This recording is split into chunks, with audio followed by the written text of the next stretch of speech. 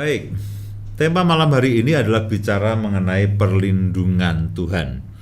Kita semua tahu, kita semua sadar, dan bahkan kita semua mengalami bahwa hari-hari ini kita ada di dalam situasi yang tidak pernah terjadi dan tidak pernah ada sebelumnya, di mana pandemi secara global, di mana persoalan, di mana bahkan krisis di berbagai macam negara, di mana ketidakpastian dalam kehidupan manusia. Kita tidak pernah mengalami situasi yang seperti ini sebelumnya. Ini betul-betul situasi yang extraordinary, betul-betul luar biasa. Pertanyaannya adalah, lalu di manakah Tuhan dan apakah yang Tuhan sedang lakukan? Kalau banyak orang bingung, banyak orang galau, banyak orang stres, banyak orang lalu depresi, pertanyaannya adalah, lalu apakah Tuhan juga dalam situasi seperti ini? Tuhan juga bingung, Tuhan juga galau. Nah, tidak Bapak Ibu sekalian. Apa yang menjadi pekerjaan Tuhan, apa yang Tuhan tetapkan itu tetaplah pada garisnya. Dunia boleh berubah, dunia boleh mengalami apapun, tapi Tuhan tetap Tuhan, dan firman-Nya itu tetap kekal, dan firman-Nya dikatakan bahkan satu titik, satu iota pun dari firman Tuhan itu tidak akan lenyap. Meskipun langit dan bumi lenyap, firman Tuhan tidak akan lenyap. Apalagi kalau dunia ini sedang mengalami pandemi, apakah firman Tuhan itu lenyap? Tidak. Ya, dikatakan bahwa seandainya langit dan bumi lenyap, firman Tuhan satu titik pun tidak lenyap. Artinya begini, artinya saya dan saudara harus terus fokus kepada Tuhan, terus fokus kepada perlindungan Tuhan, terus fokus kepada firman Tuhan. Saya menganjurkan setiap kali baca firman Tuhan, baca Alkitab, baca firman Tuhan, baca Alkitab, terus renungkan, ucapkan siang dan malam, berdoa. Hari-hari ini kita perlu lebih fokus kepada Tuhan. Hari-hari ini kita perlu lebih melekat kepada Tuhan. Nah, pada malam hari ini, tema yang saya sampaikan adalah perlindungan Tuhan. Beberapa bagian firman Tuhan saya akan bacakan, dan saya berharap ya, sementara Bapak Ibu mendengarkan akan firman Tuhan ini, Roh Kudus akan bekerja. Amen. Roh Kudus akan mewahyukan. Amen. Roh Kudus akan mewahyukan kepada Bapak Ibu dan semua saudara akan kebenaran firman Tuhan, akan benih-benih firman Tuhan ini, sehingga Bapak Ibu akan mengalami pertumbuhan. Firman itu akan bertumbuh dan berbuah. Ayat pertama yang akan saya baca adalah 1 Yohanes pasal yang ke-5, ayat yang ke-19. 1 Yohanes pasal yang ke-5, ayat yang ke-19. Kita tahu bahwa kita berasal dari Allah, dan seluruh dunia berada di bawah kuasa si jahat.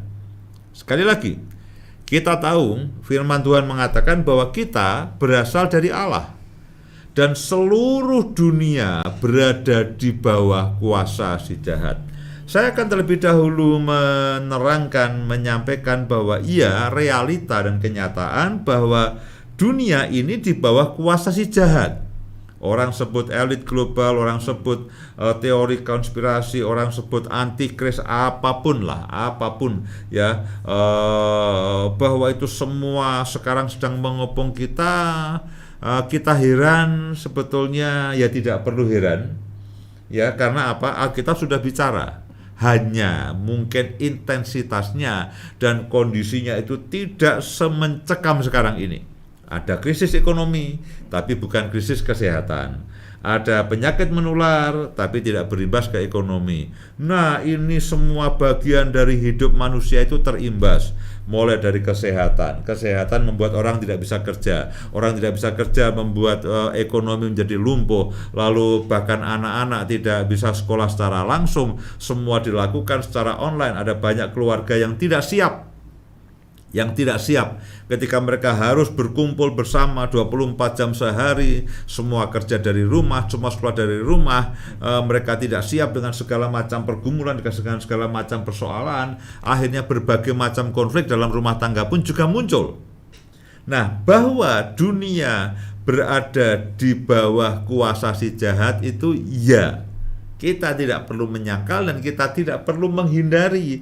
Kita hidup di dalam dunia si jahat, dunia yang jahat, di bawah kuasa si jahat. Tetapi ayat ini juga mengatakan kita berasal daripada Allah. Amin.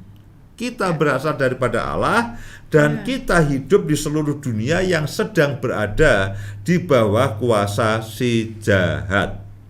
Nah, sejak manusia jatuh di dalam dosa dikatakan bahwa manusia terpisah daripada Allah lalu ditaruh di dunia ini. Dan sejak itulah manusia itu ada di bawah pengaruh si jahat.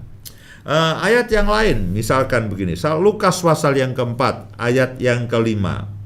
Ini adalah pada waktu Yesus itu dicobai. Injil Lukas pasal yang keempat ayat yang kelima. Kemudian iblis membawa Yesus ke suatu tempat yang tinggi dan dalam sekejap mata ia memperlihatkan kepadanya semua kerajaan dunia. Kata iblis kepadanya, segala kuasa itu serta kemuliaannya akan kuberikan kepadamu, sebab semuanya itu telah diserahkan kepadaku dan aku memberikannya kepada siapa saja yang ku kehendaki. Alkitab mengatakan bahwa iblis berbicara kepada Yesus.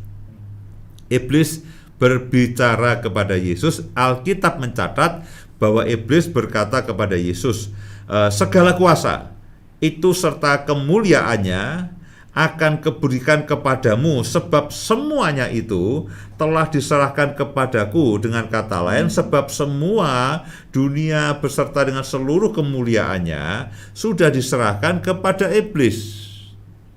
Dan iblis memberikannya kepada siapa saja yang dikehendakinya. Bahkan iblis ngomong kepada Yesus.